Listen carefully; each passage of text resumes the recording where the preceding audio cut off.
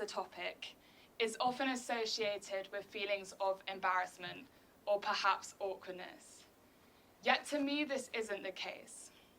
For a long time now, I've not only been extremely passionate about, but also fascinated by sex education. Now, I'm sure this statement might seem odd or perhaps unlikely. After all, why would I, a school student, optionally and enthusiastically choose to speak about such a topic in a school environment in front of teachers and adults? I'm sure many of the students here would agree that speaking about anything that even remotely relates to the word sex in front of anyone besides your friends often feels quite wrong. Yet this is why I'm so keen to speak on this topic. I truly believe that these feelings of embarrassment and awkwardness are a symptom of a much wider problem, that being sex education in itself. I further believe that only in reimagining sex education, or rather redefining sex so it doesn't fall into a discourse full of metaphors and taboos, will we truly and wholly gain all its benefits. My first experience of sex ed was at 11 years old. We were separated from the boys in our year group and went on to learn about periods and menstrual cycles. And then we watched a video about consent where sex was compared to a cup of tea. And then that was the end of my primary school sexual education experience. And I think it's safe to say I was left with far more questions than answers.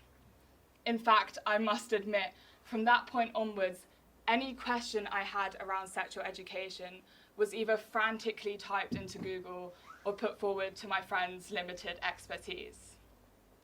Like many of my peers at the time, even considering discussing it with adults was almost always out of the question.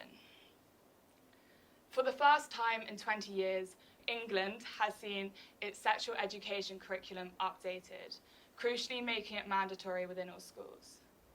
More importantly, for the first time, lessons will be required to teach topics that in many schools were previously overlooked, such as diverse family forms, the damaging potential of sexually explicit material, and the nuances and complexities within the idea of consent.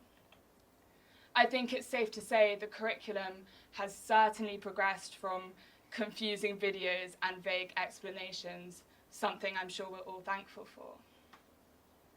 Yet despite these promising hints at development, a joint survey by the children's charity, the NSPCC, and the National Education Union, that came out just months before the new curriculum's implementation, found that 28% of teachers in these schools felt that their schools were not prepared enough to successfully deliver the curriculum.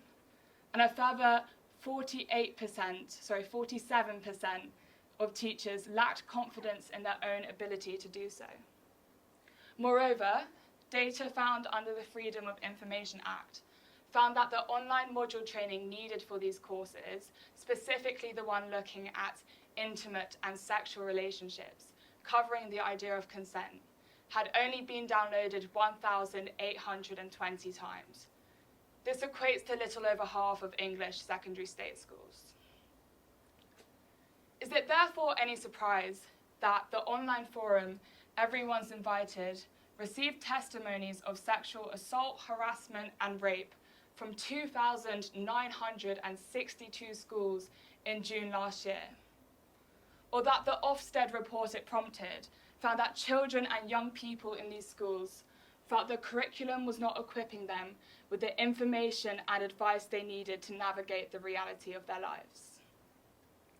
Is it therefore any surprise that upon speaking to my friends who had not been fortunate enough to receive the same quality of sex education that I have experienced, they put the popular TV show Sex Education, which is actually really good, as their primary source of information, stating that it not only diversified sex for them, but crucially, it normalized it.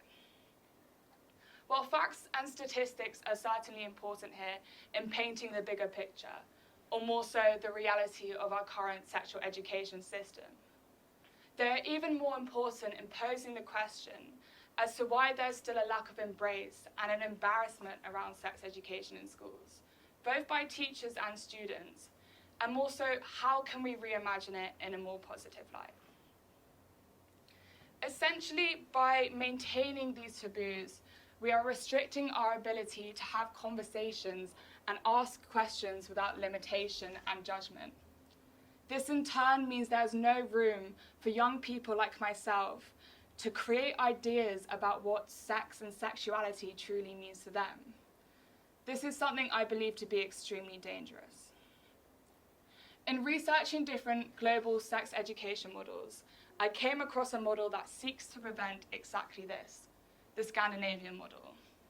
Like the new English curriculum, the Scandinavian model, specifically the one taught in Sweden, seeks to teach a more diverse form of sex education, challenging prejudices and having conversations of relationships of people from different experiences, cultures, and backgrounds. Yet in some cases, they seem to push this even further, not only by teaching consent to young primary school children in the form of bodily autonomy, but also in older settings, taking a more interactive approach. I must say, I was surprised to discover that in some classes, older students would watch porn in an educational environment, analysing the content in a public setting, and then having conversations and gaining an insight into its effect on sexual behaviour. The Scandinavian model was also critical in teaching me the concept of sexology, something which essentially understands that humans are sexual by nature. In describing this, one doctor noted that if young people see sexual matters as surrounded by silence, secrecy, shame, and fear, they will quickly come to believe there is something wrong about their own ideas of sexuality. While it's certainly true that how a student defines sex and sexuality should certainly be their own decision and narrative, perhaps with a lack of awkwardness and an embrace of sex education, many of us would have avoided endless hours of confusion and anxiety around the topic as a whole. I've come to learn that only in humanizing sex, taking the pressure and severity of the subject, can we reimagine it in a way that teaches young people to speak respectfully and maturely. This in turn cultivates these key critical dialogues which lead to even further understanding. I've also come to learn that sex education, good sex education, is a privilege. In fact, it's a privilege I have been lucky enough to receive. It is vital for child protection, preventing hate crimes, and from my own experience, creating respected and empowered young women. While it's certainly true that expressions of sexuality may vary between people, cultures, and experiences, only in reimagining sex education, realigning it as a tool for self-discovery, understanding its importance, and further respecting and celebrating the spectrum that is sexuality, will we reimagine it as wholly vital and necessary within all our lives. Thank you.